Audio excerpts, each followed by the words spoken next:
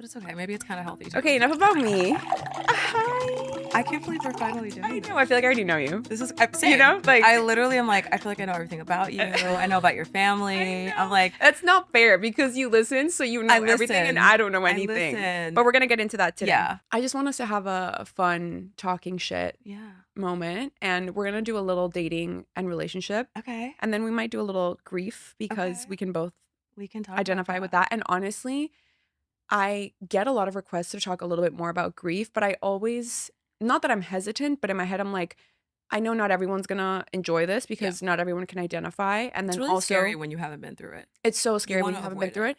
But also I'm like, in my head, I'm like, I don't want this episode to be a downer. Yeah. However, the few episodes that I have done about grief, they've resonated so well with people. You were one of the first people I ever heard talk about grief. Really? After I lost my mom, and I was like, oh my God. Yeah. Like, I was so grateful that you were vulnerable in that way. And I was like, I feel like you were talking about it in such a like lighthearted way. And I was like, because at this point it's been, I don't even know how long it's been for me. I lose track. 12 years, 13 years. And so I've had time. I wouldn't be able to talk about it this way before. And also, number one, if I don't laugh, I'll cry. Absolutely. And number two, we don't have to talk about it in such a heavy way. It's already a heavy subject. We can like demystify it a little bit. 100%. It's such a normal part of life. Sadly. We're all gonna die. We won't have to experience that, but we will have to experience someone. Yeah. And that's what sucks. That's what sucks. But it is like so heavy. And it's crazy. everyone, whether they've lost a parent or not, I feel, especially in our late 20s, 30s, of course it's different for everybody. I lost my dad in my teens, but like everyone has lost somebody or knows someone who has lost somebody or is dating someone who has lost somebody. 1,000%. I need to get over this is going to be a sadder episode and maybe not everyone will feel identified. Yeah. Because that's not the point of, it's not for everybody to feel identified. It's for the people who need to feel identified. 1,000%. And that was one of the biggest things for me too, going through it. I was like, it's not talked about enough. Yeah. I kept saying that. I was like, it is not talked about enough. And like, I'm so grateful to everyone who's ever spoken out about it. And then I think about like people with huge platforms because I feel very sensitive about it and very scared to tell people. I've been very slow to tell people. When did your mom pass away? Like 3 years now. Okay, 23. So, oh my God, it's so fresh. So maybe two. I'm in my luteal phase, so if I might cry. No, I might cry too. Fuck. I was like, I need to not cry. My makeup looks so good. That's so, it's so soon. It's so soon. But I literally couldn't talk about it until now. I couldn't for years either. Yeah, me either. I even, well, I still kind of like, I don't like when people like sometimes refer to her in the past. Like I don't like past terminology around her. Like your mom was, but my mom is. Like I still like, I get a little bit, but I'm like, girl, understand. Like I get where people are coming from, but. People also don't know, people who haven't lost a parent specifically, a lot of people don't know how to talk about it or how to have a conversation. And I, for so long, would tiptoe around talking about it because I didn't want to make somebody else feel uncomfortable. Me too. And to be honest with you, now I'm like, I don't really give a fuck. If you feel uncomfortable by me talking about someone who is so important to me and who was so important to me, that's on you. Like, I'm not trying to make you feel uncomfortable, you know? And I think also it does normalize it a bit. Like now I'll make dead dad jokes all the time. Oh my God. I'm part of the DDC, the dead dad club. Yeah. Like, I think I heard you say something like that and I was like, oh my God. There's this meme that I sent to all my friends. I decided, I think last year, I was like, I think I want to be a problem. Like I want to be a menace and I'm going to start making people feel uncomfortable. I love because to me, it's like, we can just make it fun sometimes. It doesn't have to be that serious. It doesn't. So there's this meme that I sent to all my friends and a lot of them were like, fuck, like they didn't know what to say, but it was like, a guy was asking a girl, like, I bet you have so many dudes. And she goes, I don't even have a dad. Oh my God. I said it to all my friends and they were like some of them don't know what to say. And I'm like, I'd rather you say the wrong thing than not say anything at all. That is exactly how I feel. You know? That is exactly how I feel. I'd rather you say something. And also, I feel like it brings life to them. Yeah. I love nothing more than when people ask me about her. I'm like, whoa. How much time do you have? Like, I'm so excited to talk about her. That's one of the ways that we can keep them alive. Like sometimes I will share like, oh my God, my dad used to love that restaurant. Yeah. Oh, my dad used to love. And people like freak out when you say that. For sure. When they hear you say used to or like he did. Well, my closest friends now, they all know. And they all receive it really well. Yeah. But I think also you have to sometimes lead and you have to teach people how to navigate some conversations because not everyone is equipped to handle them. And I hate that we have to like teach someone when it's already something traumatic. But like at the end of the day, we're all dealt different cards, and it's not somebody else's fault that they don't really know what to say. Yeah. And sometimes I've just told my friends, like, I'd rather you tell me I don't know what to say to this, but I'm here for you and I love you. Like, I'd rather you say that than nothing. Yeah. You know? Yeah, that's how I feel. That's okay, exactly wait, how before I we get feel. into that, let's do a little dating talk. Okay, let's do it. Okay. How do you think dating in your 30s has been different to dating in your 20s? This is such a good time to ask me. I feel like I would answer this so differently like 2 years ago. Same. But I can say I am a former pick me. I was pick me. Wait, give me like how? Give me an Girl, example. like if you go, were you like, please no one go to my Facebook. I haven't deleted it yet. But like I would do anything to just like get attention. Okay. I was the girl that like unfortunately, I was the girl that like when guys would come around, I'd be really loud and obnoxious and like try to make jokes to make them laugh and like just do the most. Or I would like say things or like I have 2 brothers. So anytime my brothers would talk about sports, I would like put on Facebook like, oh my gosh, Kobe Bryant is the best. Like, what a great 3-pointer. I don't know anything about sports. Like, girl, please shut up. Like, I would try to do everything I could to make men look at me and pay attention to me. And I feel like probably like 3 or 4 years ago, 3-4 years ago, I just decided I was like, I'm done trying. Like, I'm done trying to be seen. I'm done pushing it or forcing it or faking it or I don't gravitate towards sports. So that's not naturally who I am. Right. If you did enjoy it. If I did, which I think is fire. And like, if I like a guy and he's talking about sports, like I'll listen and I'll try my best to pay attention, but like, it's just not my thing. Yeah. So I feel like now in my 30s, I'm like, I just feel a lot more, and I think I was a pick me because I was so insecure. Yeah. I had such low self-esteem. Like I didn't think I was the pretty girl. Like I thought I was ugly. Like all the Which things. Is like in fucking I mean, now I look back and I'm like, that poor little girl. No, I feel the same way. Yeah. She just needed to pour into herself. And now I'm doing that. And so now I feel like, so now with dating, it's just like, you know what? I'm here, take it or leave it. If you don't see the material, if you can't see the material, then it's fine. Like it's all good. But it honestly, and I say that at the same time that it's a journey. Like I still have my days when I'm like, for sure. My God, like where's my man? Like where's my husband? Like I definitely have those days. But for the most part, I feel very like I'm good. I'm good with me. I would love for someone to be here and be a part of this wonderful experience that is me. But this work of art. But at the same time, I really don't want you to be here if you're not sure of what it is. I don't have the space anymore to allow anyone to make me question my worth. And I think like, not to keep bringing up grief, but I think especially losing like a mother who's such a pivotal part of you, how you see yourself. I feel that like, I just don't have the space for that. And I've hurt for so long that I don't want anything that doesn't make me feel like a perfect, pretty little princess. Like, I literally don't want to. So it's like the biggest thing for me right now is like, would love a man to be in it. But at the same time, I'm like, whatever, he'll come when he's ready. Was there a moment, did you date a scumbag? Was there like a moment where you were like, okay, fuck, why am I doing this? It's so crazy. So I went through a breakup. So after my mom passed, probably a year later, I was with someone when she passed away. Okay. And he is lovely, was lovely, like all the things. Okay. But when we broke up, I felt like so when you lose anyone, I feel like your whole life goes on pause. I remember feeling like I was in like a frozen time zone. Everything was frozen for me. So in that season of like reflecting and crying and all the ugliness that can be grief at times, I remember thinking about the breakup and being like, first off, my life is changing already, right? I'm seeing myself differently.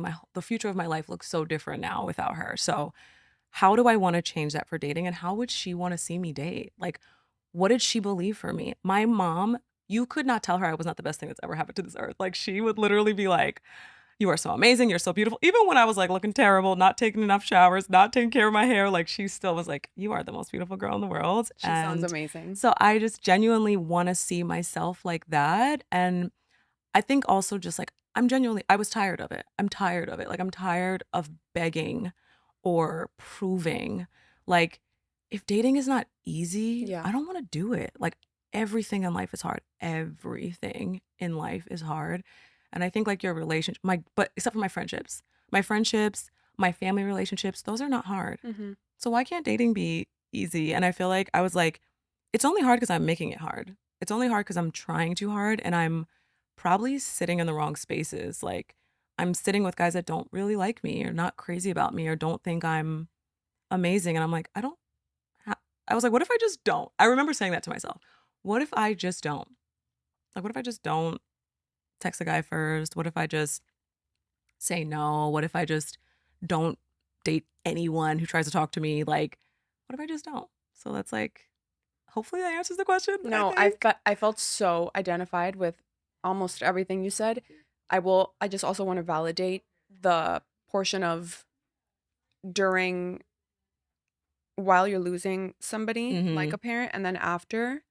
I was also dating somebody. And well, I was so young, but like still. And tough years though. When my dad got sick, we were still together, but then right before he passed away, when I knew shit was getting so heavy, I was like, I can't even, like, sorry, but I can't, I broke up with him immediately. I was like, I can't even think about anything. Yeah. And then after he passed away, he was like, please, like, I want to be there for you. I want to be there for you. Like, which was so sweet. That is so sweet. But I was like, dude, I can't even, I felt like, I don't even know who I am. Yeah. Like, I was about to go to college. And so I paused I deferred my acceptances because I was like, I'm not leaving until he's okay. Yeah. And then we thought it was going to be not as bad. It was just like a minor tumor. Like a minor tumor, it was going to be removed. And then it just escalated and spread. He had cancer. It just, I did not know that was going to happen. Right. Nobody thought that was going to happen. My dad was so healthy. Yeah.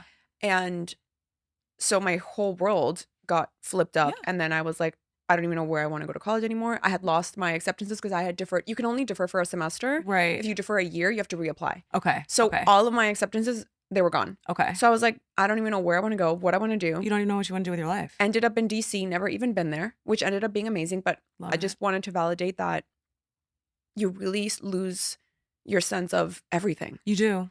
And I think that's okay though, because you are essentially starting over. You are. In a way, and you're learning how to live without somebody who was so pivotal. So pivotal, yeah. But back to dating. Yeah.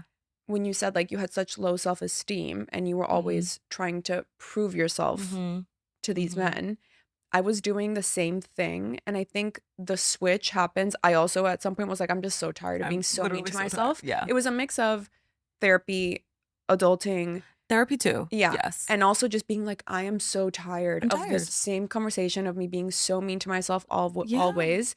And then I also was just like, I think when I started to understand, because I had confused self-worth and confidence. So I didn't understand that your worth is unconditional.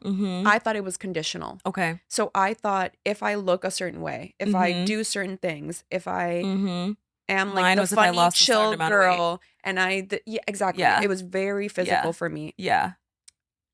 I thought, okay, if I do all these things, if I do all my workouts, if I eat, I was so restrictive. If I'm doing all of these things, then I'm going to be worthy. Yeah. And then through therapy, I understood that that is not how that works. Your worth is not tied to absolutely anything. It is not task specific. It is there no matter what. And it's just about who you are. And it's there innately. You don't have to do anything. Yeah. And then I started to learn like, okay, so then I can build my confidence because I think confidence is more task specific. You're not going to feel confident every day, but you can build that. You can build your confidence. So I truly, all of the relationships in my life, be it my familial, my friendships, everything, they all changed when I understood, oh my God, I'm so worthy no matter what I look like, no matter what I'm doing, no matter how productive I am, no matter how many workouts I get done.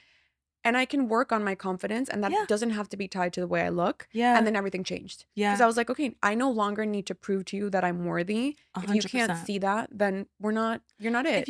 And like, the thing, like even recently for me, I'm like, when did any of us decide that men are so much higher above us? Yeah. Like, oh my God, if you get a man, like, like why? Men are going through the same things we're going through. They're struggling the same way we are. Like, confidence, all the things that you and I are talking about or feeling or going through personally, men go through those very same things, yet we put them on a pedestal of like achievement. Like I have this could be my hot take. I don't know how people are going to feel about this, but I say that there's like a secret society of women who are in relationships, right? When you enter the society, you are treated with a different level of respect.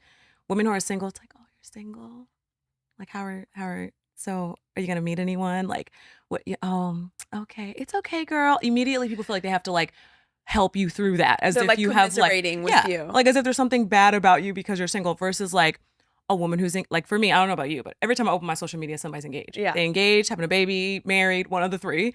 And so and they're like worshipped. I feel like they get so much engagement on their social media. They're like, oh my God, like everything. Even when I was in a relationship, I felt the difference. I was treated so differently. Like I was in the secret society.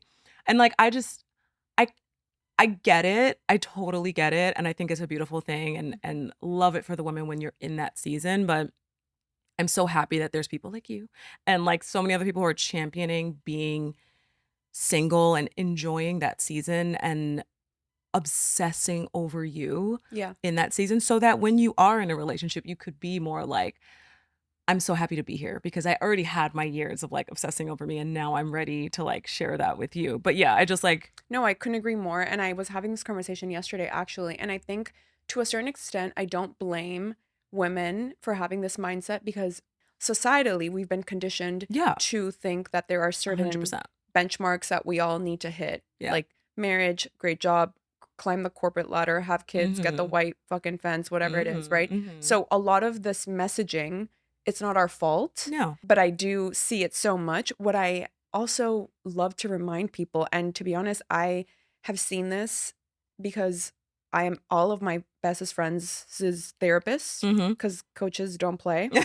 I know that's right. And lest we not forget that people can feel lonely in a relationship. 100%. And I would rather lay in the street than be in a relationship where I'm feeling lonely. Yeah. Because don't get me wrong, being single can be difficult. Of course, I have moments when I feel lonely. Of course I do.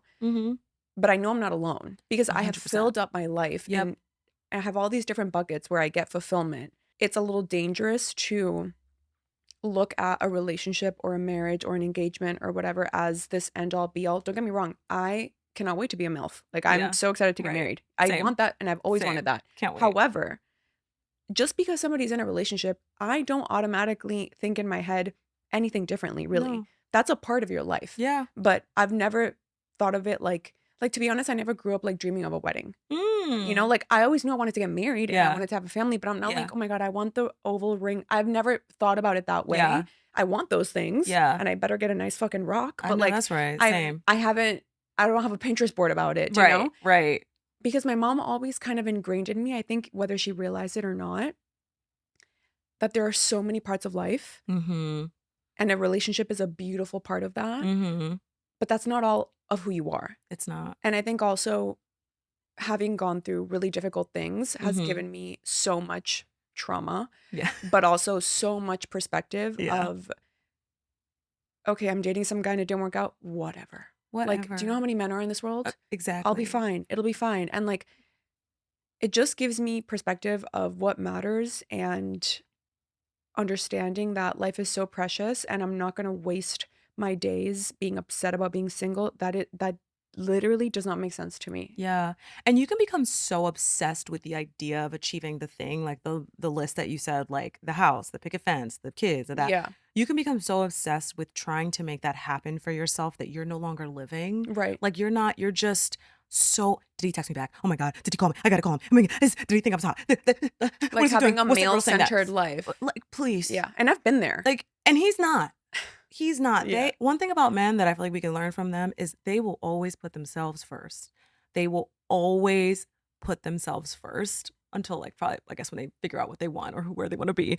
Because there are amazing men. Yes. I do also want to like reiterate that. And I'm so glad you said that. Yes. Amazing men. I'm so glad you said that because I don't like the conversation or the narrative of like men suck. No, they're amazing. I have so many incredible examples of beautiful men in my life, be it friends, be it people I've worked with, be it people in my family, be it friends of boyfriends of my friends, husbands of my friends. Like, me too. Yeah. I have that example everywhere. I know they're out there. I hate when someone says something like that, because it's like they could say the same thing about women when they've had shitty experiences. We're not perfect. We're not. I have been a menace for sure. Right. How do you think your type has evolved over the years?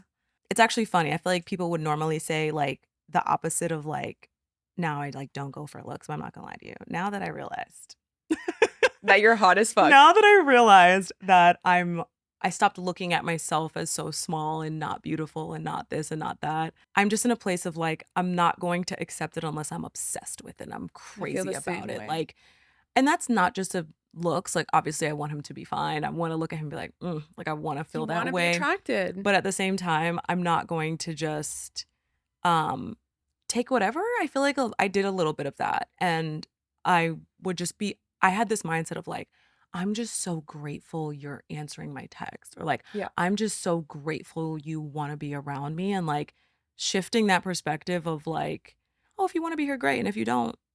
And also, you're just as lucky to be with me. You are just as lucky to be with me. And like, so yeah, I guess like my type is more, because I don't think it's a type, but like someone who's just really into me and is really prioritizing me and being intentional and caring and like thoughtful. And I think also like, I think there's just, you could have a guy who likes you but doesn't care, if that makes sense. Oh my God. Like, there is such a difference between being chosen and being cherished. Oh my God.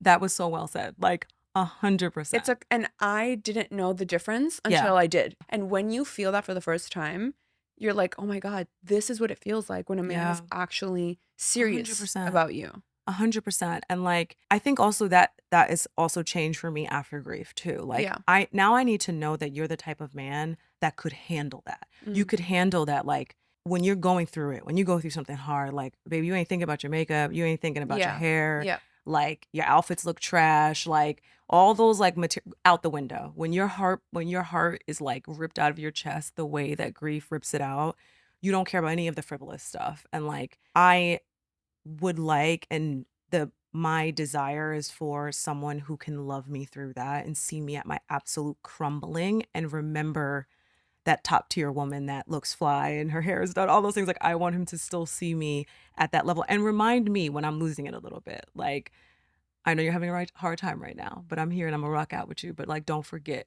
who you are. And I feel like that is so important to me, is like someone who can build me up and love me through the ugly parts of life, because life gets ugly. I feel like that's like the biggest thing too for me, is like, life is not always rainbows and butterflies. It can be, but there are moments that are hard, and your partner should be a true partner and pillar through all those things, and pillar. And like, that should be someone you could crumble like in front of, and they still see you just as amazing as you are when you're like on your A game. See, this is my struggle, because I became hyper independent late, like mid-20s, late 20s.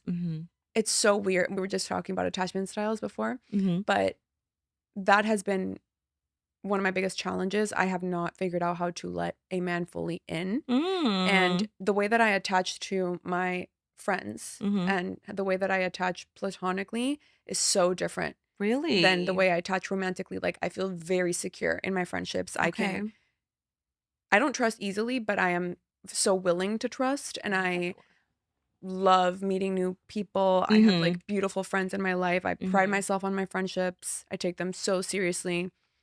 I feel like I'm really good at building friendships as well, when there's like mutuality, obviously. But with men, it is so not avoidant, but there's another one. It's the fourth kind, which is disorganized. I thought I was avoidant, but I think I'm more disorganized, which is a mix between anxious and avoidant. So it's like, you want it, but it scares the shit out of you. So it's like this like push and pull. So sometimes I'll be like, is that so that's how you act? You do the push and pull. Right. So the last guys that I dated, like when I was dating maybe like a year ago, they were great guys. But I was very like, there was these walls made of fucking, I don't even know like how the thickest cement you could ever imagine. So it can only go so far, right? And like, now in the last year, I was really learning about all of this, and reading a lot about it and talking to my therapist, aka ChatGPT, and really learning about these behaviors and these beliefs. And I knew that the second I started dating again, I knew that it was going to come up because you can learn, you can read all the books, you can listen to all the podcasts, you can do all the therapy, but exposure work is a completely different 100%. field.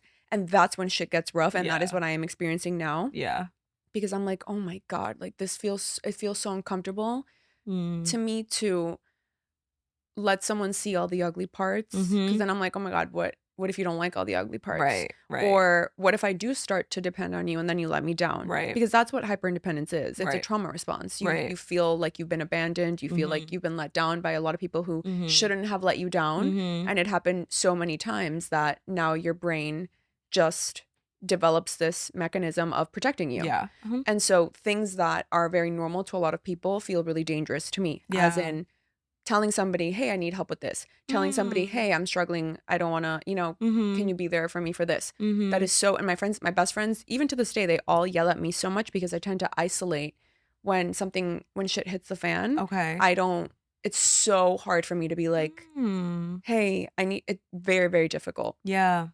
And so that's been something I've been working on. Yeah. And I feel like I've been making progress with my friendships, but I'm finding it difficult in dating. Oh my gosh. Yeah. Wow. I'm definitely more anxious. I am an anxious attacher. And it's really weird. Like, I definitely am in both, in men and in my relationships with my girls. Like, I feel like I know how to tame it though. Okay. Like, I know how to keep it cool. Yeah. But inside, oh my God. I'm like, they will never know that I am tweaking. Yeah. Like, I'm I could literally be, like losing my mind. Checking my phone like 35 and times. You're like, no clue. Yeah. No clue. How does it show up that. Anxiously with friends? I think I think my friends, I just let them see it. Okay. Like, I literally just let them see it. Give me an example. A lot of my friends I'm just so cool with. I've been close to for so long. Yeah. But like, I will literally be like my friend doesn't answer, I'll just text her 7 times. Oh my God. I text my friends like a desperate ex. I'm like, hello. Check that location. What are you doing? How are you? Is everything okay? What did you have for breakfast? Like, where are you? Why didn't you text me back? Oh yeah, I saw that. Like, my friend will post something. I'm like, oh, so you changed your hair? Like, when were you gonna tell me you went to the salon? Like, she's like, girl. I am the same way with my bestest friends. Yeah, my best friend. Yeah, my best friend. And they know, but they're also the same way. Right. To be honest, we are. That's why it works. It's so happy. Like, I love that I can be that way. I know, and like, same. It's never looked at as weird.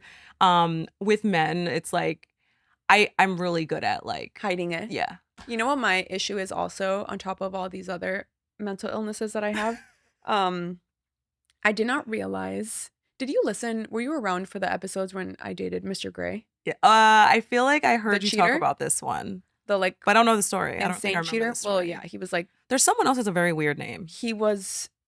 First of all, when we met, he told me he was divorced, but he actually was married. But then he was also he had a girlfriend of 4 years that they were both cheating on their spouses with, and then me. So I wasn't even the office. I was the closet. Did he have a job? Yes, an insane job, and he was in Miami all the fucking time. I was like, honestly, props. Like, he deserves a Grammy because I just like, I don't know how to pull it off. I knew I wasn't going to marry him. There were a lot of things that we were very different religions to the point where it would have been just really complicated. Okay. He was divorced. Well, I thought he was divorced. He was married, so that would have been the biggest issue. He was a dad. We lived in different places. There were just so many things that I knew deep down. I'm like, this is not my guy. Work, yeah. But it was so fun, and he was I thought he was a great guy. That I was like, I'm not gonna, blow it off yet. Yeah. However, I talk about it now, and I always joke about it because it was insane, and it's a great story. However, I'm really seeing the effects of it now of little moments where I'm like, oh, he's probably lying. Oh, he probably is. Oh, that's not right. Just like little things that come up, and I'm like, fuck, this is so hard because it's so unfair to put your triggers onto somebody else, somebody new who didn't do anything to you. But I am the type of person where I don't like that I'm this way, but I can't help it. Yeah. I don't trust people right off the bat. You know how there's a lot of people who are like, oh, I give everybody the benefit of the doubt. That's how I am. Innocent until proven guilty. Yes, correct. 100%. I am like, you're guilty until you like earn it. Prove in a otherwise. Way. Okay. Right. So I start off like I kind of let people not earn my trust. They don't know it that way, but I'm just like, I will trust you when I feel safe to trust you. And we'll get there together, so to speak. Yeah. But with dating, you kind of have to give the person the benefit of the You doubt, do. or You else do. how the fuck is it gonna progress? Right. You can't be like, it doesn't work that way. And Right. also, I want to be trusted. So Right. it's not fair, right? Like, it's kind of Right. hypocritical where I'm like, but why don't you believe what I'm saying? But then I don't believe what you're saying to me. Right. Right. I realize, like, and I've been having this, like, epiphany with myself recently that I'm so naively, like, trusting. I am, Are like, you? I'm also a little bit, and maybe it's just a season I'm in, I'm a little bit naively, the world is rainbows and butterflies. Oh, I Just wish I was currently. like that. Just currently. It was But I dark. feel like that's nice It was sometimes. darkness. Yeah, it was darkness Yeah. for some time. I was Yeah. like, it's dark. Everyone dies. What is life? I hate life. Like, the world takes the best people from you. I hate it here. Yeah. But, like, now I'm just in a place of, like, things are really beautiful as long as I see them that way. Honestly, I do Like, love that. And yeah. You talk about that so much. yeah, no, I am that feel way like. too. You're, like, all about perspective. I am all about perspective Yeah. and gratitude, to be honest, because we have the choice. We have the choice to dwell on the things that we don't love, the things that we don't have, Yeah. the lack, the shitty moments. Like, you could, but then I think to myself, I'm like, oh my God, yes, we all have difficult things about our life, but Yeah. how blessed are we to have a new day? How blessed. Like, it sounds so cliche, but at the end of the day, it's a privilege that a lot of people aren't getting. Yeah. How blessed am I to have an able body that I can get up and go do all these things? It's almost like shifting the, I have to go do X, Y, and Z. And it's like, I get to go do X, Y, and Z. A lot of people don't 100%. have that. 100%. And I used to think all of this was such fluff. Like, even like with dating and being in my single season, I used to always say I have like this really good friend and she is just like the most beautiful, fabulous girl in the world. And she used to always be like, I am so happy being single. Like, I love this season. I'm so happy. And I would be like, she's lying. Yeah. I'd be like, you're just saying that to yourself. Yeah. But I wouldn't say anything. I was just like, yeah, girl, whatever. Like, you're just saying that to yourself. I've told her this recently. I was like, she's just saying that to make herself feel better. Like, she doesn't actually feel that way. When I entered that season, I was like, You're like, I get it. I get it. Yeah. She's not lying. Like, it's really a thing. Like, it's really a thing that you can be okay with you and be happy in your season while still wanting that or desiring that, but being like, I'm okay that that's not my season right now. Like, I'm good. Going back to grief, how do you, or how have you explained that part of your life when you're dating somebody new? Oh, well, I'll be honest lead with with you. it? I don't think I've had anything super serious since my last relationship and since she's passed. I'm kind of upfront with it now. Like, it's such a big piece of me now. Yeah. And I think it brings so much clarity to my season and where I'm at. Yeah. And why I have such a short fuse for like, oh, if you thought this was going to be like arguing all the time and like a toxic situation where you like text me and don't talk to me and like call me every 4, I'm not doing that. Right. Like, I want things that feel good, feel safe, like make me feel beautiful, or like even like, I don't know if you ever hear guys say this, but like, oh, I'm not going to say that. I'm not going to say nice things to you because I don't want to gas your head up, or like, I don't want Like, you to what get the a fuck big do you mean head. gas me up? Oh, baby, gas me.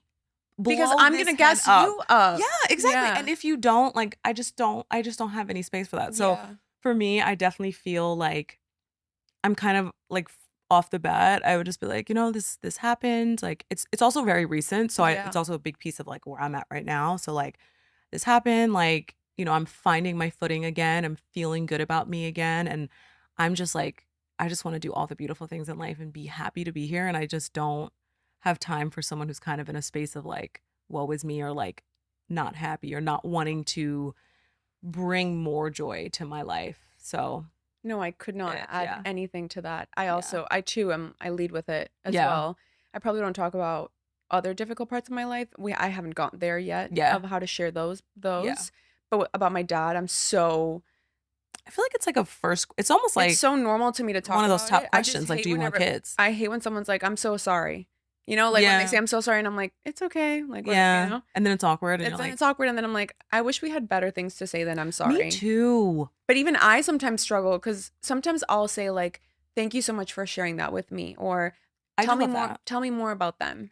I love that too. I don't want to tell someone I'm sorry. But then sometimes I feel like if I don't say it, it's rude to not say it. Yeah. But I know as someone who has lost a parent, I don't feel good when someone is like, I'm so sorry. Yeah. Because then I'm like, what am I supposed, now I have to make you feel bad. It's so fucking weird. Yeah, and then sometimes this is the dark side of me, but I'm like, are you really sorry? Or you just said that. People are just saying it, which I understand. A lot of people don't know what to say. There's not a manual. And that is like a term that has been coined as okay to say. I have compassion because I understand, 100%. but it's like, I have so much compassion. Can we please work on like new things that we can say? Something else. Like I love when someone like engages and is like, oh my God, tell me about her. Yeah. Like what you said earlier when you were like, she sounds amazing. Yeah. And, like she is. See, like little things amazing. Like that. It's just like, I love that. Yeah. I love when people like engage and want to talk. What do you think are invisible things about grief that you wish more people understood? I think just like that your emotions are all over the place. Yeah. Maybe like I felt a lot of chaotic emotions. Like I dealt with a lot of anger. Yeah. A lot of anger. So I'm Christian. I was raised in the church, like believed heavily in the Lord, and like I still believe really heavily, and like praying and all those things. And I have gone on a journey, and I still kind of struggle with it, to be honest, of like, I always thought like you pray and you get the answers. So you pray and then your mom's going to be healed and everything's going to be fine. But believe me, I was praying. Everybody was praying. Everybody was praying. And my mom didn't get healed. So for me, it's like, I think the chaos of the emotions, and that you truly don't want. The other thing is like the triggers, where you don't know what's going to trigger you to just break down. So real. That you're little. And I remember people saying this to me and I just didn't believe it. But the craziest things, I'm trying to think of like the last thing that did it for me. But like, I mean, for me, it was like young women with their children would be a trigger for me, just because like I now know that like I won't get that experience with my mom. Like I won't have the experience of having my first child, my mom being there and catering to me and like teaching me how to latch them on, all those things. Like I won't get that. Seeing like wedding dresses. For me, it's the father-daughter dance. Oh my God. That shit, no matter whose wedding I'm watching on TikTok or if I'm at the wedding, guaranteed I'm sobbing. Yeah. That part kills me.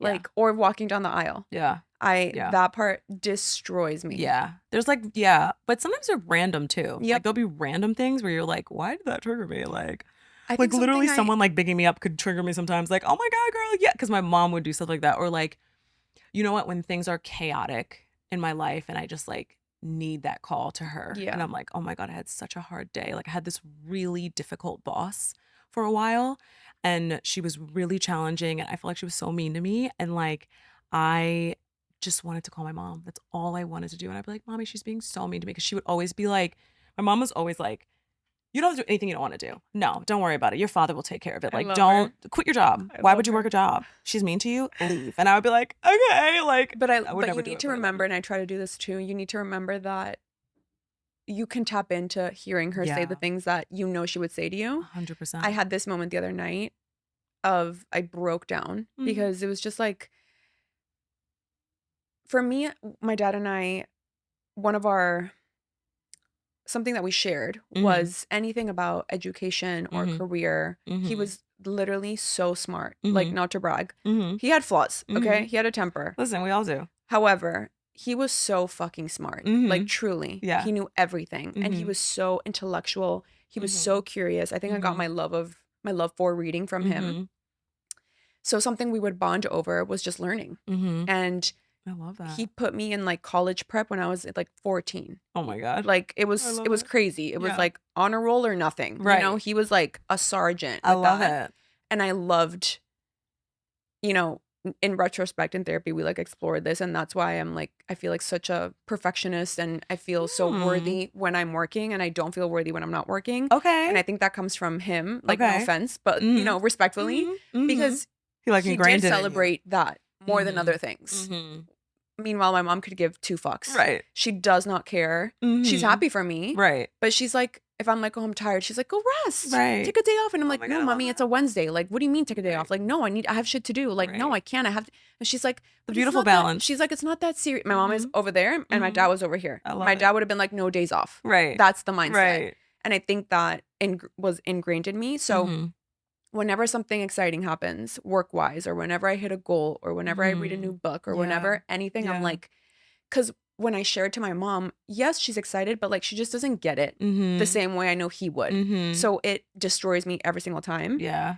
And those moments happen all the time. Yeah. They happen all the fucking time. And I think something I wish more people understood is check in on your friends who have lost a parent on random fucking days. because it's not just the anniversary. It's not just their birthday. It's not just 1000%. Christmas. It's not just or Father's Day or Mother's Day. Because also we're like emotionally prepping for those days. Exactly. We like, already believe know me, that we are doing and the work. Those days aren't even as bad Sometimes as the random days because it's like, okay, yeah, I already know that today's going to suck. I have my little plan of what I'm going to do or not do. Some years they hit me harder than others. Yep. And also more people tend to check on you on those days. Yeah. Right? So it feels better. You have more love and affection. Yeah. But it's the random moments. It's the random moments. Where everybody continues their life as they should. But this is just a PSA. If you have someone close in your life and they've lost somebody very, very important to them, try to check in randomly. And maybe that random day, they'll be fine. But that's great because then they're going to be like, wow, she was thinking about my mom. Like she was thinking about my mom and I. And there's nothing more beautiful than someone being like, oh my God, so one of my best friends, Nicole, we grew up together. And she met my dad. She, loved him. Our families were very close. And she'll send me like even a meme on Instagram and she's like, this reminds me of your dad. Oh my God. That shit, I could cry right now. Yeah, that is my favorite thing. Because I'm like, oh my God. That is my favorite thing. I have goosebumps. Like that shit means so much. Same. It's the littlest things. Same. My girls do the same thing with me. Like all of like my close best friends are like childhood friends and we all grew up together. They all know my mom inside and out. And like one of my girls will like text me videos of her. Like my friend, like one of my girls, she had like old videos and like they're my favorite videos. And she's like, oh my God, your mom. Like, or one time she texted me and she was like, I forgot what it was, but she was like, hey, like, do you want to like watch old movies of all of us from being children, like with your mom in it? And I was like, maybe. Of course, like, thank you. Like little things like that. Or even just like my best friend will text me and she'll just be like, oh my God, like I love you and I just love your mom. Like, do you know how much I love your mom? And I'm like, no, so I'm actually gonna cry right now. Yeah. And she would like, they had this moment where like I fell asleep, they were watching a movie and my mom and her were like watching the movie and she'll always tell me that story of like my mom was so pivotal in one of her healing seasons and like those type of things. Or if you have nothing to say, I would say I appreciate a good just like, hey, Laurice, I just love you. I just want to say I love you. I'm like, oh my God, I love you too. Like, I absolutely love that. You don't have to know what to say. Exactly. And I think that's where people get scared with grief. It's like, it's okay to say the wrong thing. Absolutely. Because I'd rather you show up humanly and imperfectly, but at least I know you're trying. At least I know you're trying. When you're trying to celebrate, you are celebrating me by celebrating the person that I lost. 1000%. And so I'd rather you be like, hey, I was just thinking about you and thinking about your dad. Yeah. How are you doing today? Yeah. Oh my God, I would probably start crying. Yeah. One of my best friends. And it's okay to make me cry. Exactly. I have cried over this so much. Yeah. And I'm going to cry about it for the rest of my life. I'm going to cry about it for the rest of my life. Yeah. So don't be afraid to make me cry. Like, I also feel that way. Like, I can handle it. I'm a grown woman. Like, if you're okay. And like, I know some people panic when you start crying. Right. They're like, oh my God, what do I do? Like, you're crying. But like, don't do anything. Yeah. Just be like, it's okay, girl. Like, I'm here. Like, don't panic. And I'm like, because sometimes it's like so healing to just get it out. I only need like a couple seconds, couple tears will fall. Scientifically, I'm not a doctor, but it's proven.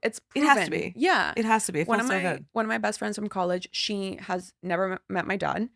And she has his anniversary in her calendar every single year. She's the first one to text me on his anniversary every single year. And on my birthday, her message is always tied the anniversary to him. Is passing? Yes. Okay. But that's underrated day. I feel like people don't think about. I do that as well I need to get yours because all my friends who have lost a parent, I have their anniversary in my calendar and I send them a message that day. So you have friends who have lost a parent? Yeah, very few. I don't. One of them is one of my best friends who entered my life much later. You've probably seen her on my stories, Drea. She lost her dad and that was one of the things that like I've never met someone else that had. Do you feel like, sorry, I'm jumping all over the place. No. Do you feel like that is like something you want to see in a partner that you date? That they've experienced a great loss. Do I want to see it? Like, I feel like it's like becoming one of the things I need. I need my partner to have experienced a great loss because I feel like you can't get it. Like, we can't relate. For me, it's like I have seen, and I can only compare it to my friendships. I have experienced friends who have not experienced the traumas that I have experienced and they still know how to show up so fully and so empathetically and they know how to sit with me in the discomfort. They know how to receive it. Yeah. And then I have friends who have never experienced anything traumatic. They are God's favorite. and I can tell.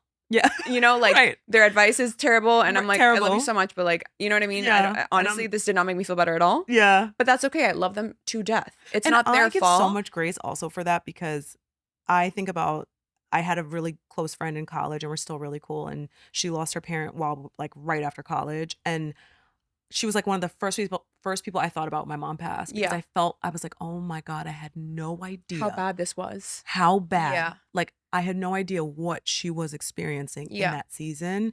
And obviously everyone's grief is not the same, but I know it hurt. Yeah. I know it hurt. One thing we can all agree on it fucking hurts. is that it fucking hurts. So to answer your question, I don't necessarily want someone who's experienced grief, because even some people who have experienced trauma, that doesn't necessarily mean they're going to know how to show up for you better. Yeah. Because we all process differently. So a lot of people avoid their feelings, don't deal with them. They turn bitter. So it's like you experiencing something really difficult or similar to my traumas, I don't think that guarantees that you're going to be able to show up for me better. Okay. I think I would take that feedback. I honestly would much rather have someone who just knows how to hold the space for it. Yeah. Who's not going to be afraid to have the conversation, to ask the questions, to learn more about it. You know, I have a sick sister, and like my best friends, I love when they actually, because it's a very complicated subject, and I also hate like repeating myself all the time and explaining it, because it's like, bro, I don't want to explain this all the time. Yeah. And a lot of them have taken the time to learn more about her issue and understand it more. So then when something does happen, they're like,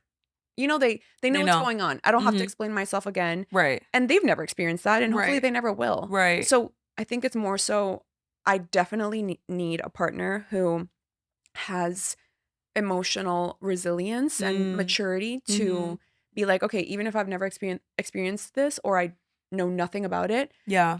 I love you, so I'm going to learn. I'll do the work. Yeah, I think that's more important. Yeah. You know? No, I totally feel that. I 100% feel that. Like that's like the number one thing. And it's taught me a lot about me too in my dating, like that I want to be more. A feedback that I got from an ex was that I'm not a good listener. Can you believe that? Wait, first of all, as a Capricorn, I love feedback. Like, I hate feedback. Really? I hate it. I told you I live in a delusional world. But did you ask for it, or did he just? Oh, no, this is when he was breaking up with me. Oh, okay. And he was listing out all the things of why he's sleeping. Oh my God, anyways, not the scroll. He was like, oh, you want to know why? I was like, you need to come and say it to my face. And he came. So he said you weren't good at listening? Well, one of the things he said was like, he's like, you just don't listen. Do you agree? You know what? After having sat with that for a while, I was like, you know what? I might not. Like maybe you just didn't want to listen to him. You know what it is? I think I in the past, because this is like an ex from a while ago, I think that I don't always listen and digest it. Like I hear you, but it just didn't go anywhere. Like you're listening to respond? I'm listening to respond instead of letting it sit with me. Yeah. Like if someone, and I also used to live in this world of like not acknowledging other people's realities. So like if someone is like, oh, I don't like to be on the phone for hours, I'd be like, oh, you just don't like to be on the phone for hours with me. And it's like, no, he legitimately just doesn't like to be on the phone, which also he could be lying to you. Okay, I think that's a woman thing. Yeah. We all take it, we take these things so personally. Like this guy. Sometimes it is a sign. Sometimes it is a sign of something else. I think looking at the patterns is more important. Yeah. Okay, I'm so sad that we have to wrap up. Yeah. I can talk to you for hours. This is my final question. And this is a new question that I'm asking all my guests. It has nothing to do with this. And the answer can be whatever you want. The only rule is I don't want you to be humble about this question. Oh, okay. Okay. If your younger self could look at you right now, what would make her the proudest? Oh, that's a hard question. I think that I'm finally choosing me, that I've chosen me in this era in every way. Like, I just do what I want to do. I'm not settling. I think she'd be so proud to know that I'm not settling. And that like we're driving the car we love. Like I feel so loved and I feel so pretty. I like wake up in the morning, I look in the mirror and I'm like, what a hot girl. Like as you fucking she would just be like, I'm obsessed with you. And I never ever thought I would get there. I was like, I'm never gonna be that girl. But I think she'd be so excited to know that like we got there. We're here. Oh my God, that was the most perfect answer. I'm gonna clip that and like use it as an affirmation, I swear. Oh my God. I loved every minute of this. I really feel like this is one of those conversations. I could feel it as I it hope was that we didn't talk happening. about grief too much. I hope everyone's not like, but Laurice what is is too much? a grief girly. What do you mean? Like, I what don't is know, too I just much? feel like I don't want people to be like, oh my God, she's so dark and sad and like. First of all, you're not. And if someone feels that way, that's their problem. That is their problem. You're so right. This is a part of our life. It makes us. It makes us. 100%. And I feel like this conversation, I know that my younger self would have loved this conversation, and that's how I know it's going to be so loved. So thank you for being so open and vulnerable, because I know this is heavy to talk about, even if we're doing it in a lighthearted way. It is heavy. It kind of feels like therapy though. Yeah, it does. And there's nothing like talking about these things with someone who understands it. Yeah, because that 100%. I know I have to like just hit you up now. No, same. When I'm like having my breakdowns. I'm please, because I have my 2 girls that have both lost their dad, and you know, we like can understand each other, but like I found them last year basically. That was way later in my life, and there's nothing like talking to somebody who actually understands it. I can only imagine. So please blow me up, and I will blow you up. Thank you. Okay, Thank you. Oh my God, I loved this. Wait, don't even move because I need to take pictures of you. Okay.